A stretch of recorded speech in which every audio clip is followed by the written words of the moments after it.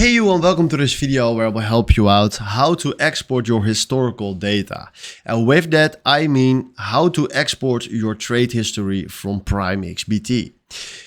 It's very simple and I will show you in this video as quick as possible how we can do this. So the first thing that we're going to do is we go right here to my profile icon and then select right here history.